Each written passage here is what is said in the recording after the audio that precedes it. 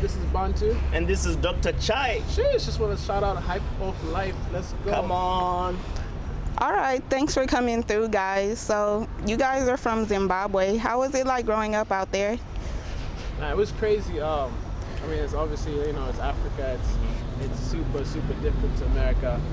But we loved it. It was, like music was everywhere we went. Lots of dancing, food, the culture, everything was like super, from the time you're born, like you're dancing. So it's a great place. It's a great place to, to grow up. What's the music scene like out there?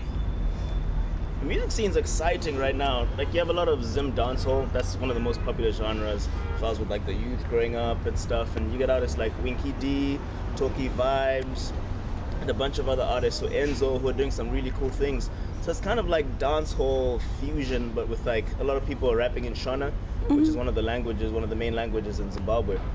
And it's cool because it's super vibrant, very dancey, very like, super relatable. All the lyrics are very much like about everything that's going on in the day-to-day, like from the struggles of the people to like the fun times to this. That's probably like the genre that's connecting the most with like the youth at the moment. Yeah. And then you get kind of a little more traditional swinging, like you get the Jah praisers and these guys all singing in Shona still, but it's a really exciting time for Zimbabwean music and to just be Zimbabwean in general.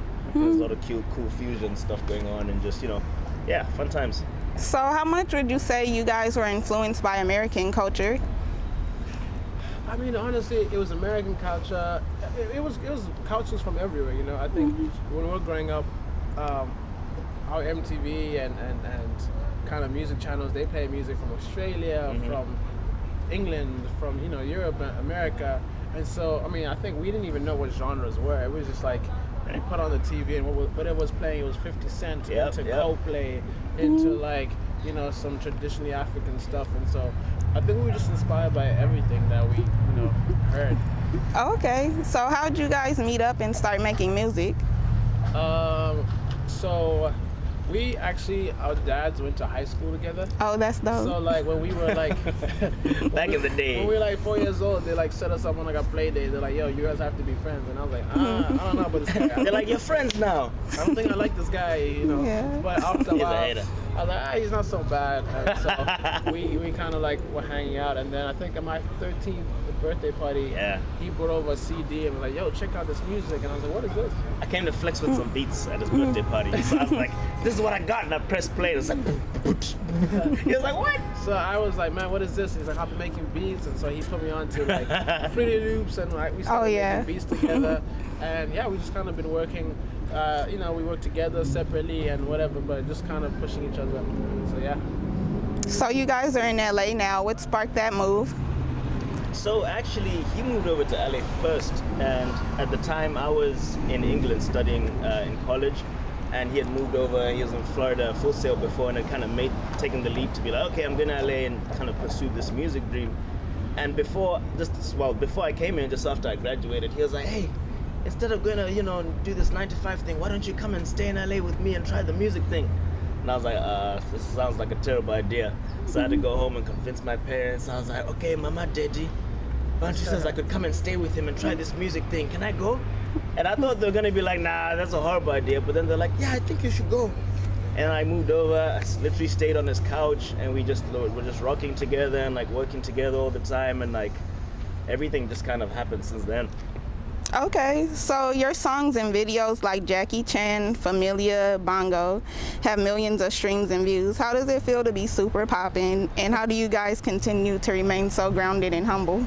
That's funny. I think it never really feels like super popping. It just feels like we're the ones who are blessed with the opportunity to be in LA and to be in America. Like, we know so many musicians, so many amazing artists, so many amazing producers and songwriters who are maybe at home or in different countries and don't have the opportunity to necessarily be where we are. And it just feels like, wow, like we're the ones who've been blessed to like be here. So we have to go hard, and we have to like rep Zim and rep our country and like make our families proud and like push the genre and like the boundaries as much as possible, just to kind of, so every little moment is like kind of like a victory. It's like, wow, if we're like in FIFA, it feels like, man, okay, Zimbabwe's in FIFA. It's like, yes, because we all grew up like playing Bora and playing FIFA and stuff.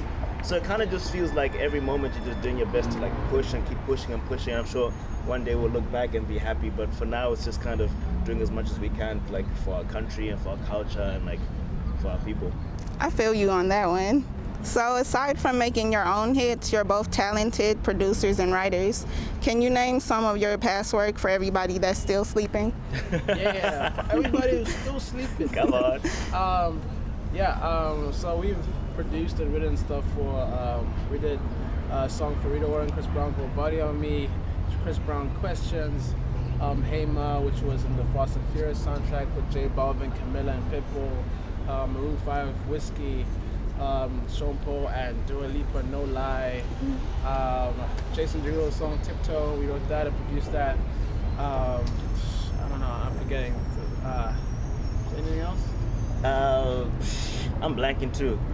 Okay. Suicide Squad. Yeah, Kevin Gates. Yeah, it's been an amazing ride so far. Yeah, it has. Super blessed. Speaking of hits, you guys have an EP coming to America. Hey, come on. What kind of vibes can we expect to hear from that one? Yeah, so we've been working on this EP for like probably the last year, and it's cool. It feels like a good representation of everything we're into. Like there's like a very like dancehall song on there called Summer Wine. Yep. There's like a fusion like Middle Eastern, a Brazilian Afro bounce song called DiCaprio. Mm-hmm. There's like a banger on there called Stretch. There's a song actually out in 2 weeks called Gucci Cranberry, which is and it's got this African bounce that's crazy. So it's honestly just like a fusion. You know, we want you to feel like when you're listening to it that you took a trip around the world and back. Yeah. You know, and this experience, sure. Starting in Africa, going all over, and then landing back in Africa. Starting in the motherland. Exactly. Okay. Is there any meaning behind the title, Coming to America? Yeah, funny enough, it's super inspired by partly the movie. It's classic, but also it kind of just felt like a great way to represent kind of our stories. And it's like we let two Africans, two Zimbabweans just literally come to America for the first time. And it's like, what's music like from our perspective? What's, hip hop like from an African's perspective? What's bending genres, and what's the culture like, and what are you seeing, and what are you relating with, on a day-to-day basis, just kind of through our eyes. So it's kind of just a cool way to kind of just merge the two worlds together and be like, okay, this is, two Africans coming to America. This is how we see the world. This is how we see dancing. This is how we see food. This is how we see the club. This is how we see music, And it's just kind of like a cool way for us to represent that and tell our story within the context of, making this also a place that feels like home. That's really dope. So aside from your EP and continuing to kill it, what else is next for you two? He's like through the mic at me. I'm like, bye. You answer that. I like jump done, sir. 2020, we definitely want to start touring and getting on the road, and Yes. so we want to start performing and kind of bringing the music out there to the people. I think we also have a couple artists that we have signed and we're kind of starting to work with, so we're kind of building a little kind of mini African kind of collective and crew. Yep. So we're pretty excited about that. Trying to think what else. And we're just gonna keep dropping music, dropping videos, and more music. Next year we want to drop every month and just kind of go the whole way. So that's what's next. Where can we find you online? Woo, okay. Let me go first. I'll tell you my. Okay. Let me drop these socials. So for me, it's at This Is Bantu. So that's on Instagram, that's on Twitter, that's on Facebook, that's on my YouTube. Everything is at This Is Bantu. And for me, everything is at It's Dr. Chaii. That's ITSDRCHAII. It's Dr. Chaii. Anything else we should know before you go? Thanks so much for having us, actually. This is You're amazing. welcome. I mean, I don't know if people watching us are going to know where we are, but like, we're in like the most beautiful place. Like, thanks so much for having us and kind of making the time to kind of, hear our story and hear our side. So, You're welcome. We really appreciate you taking the time. They don't know that you had to get up early, so. So thanks for all the love. You're welcome. Sheesh.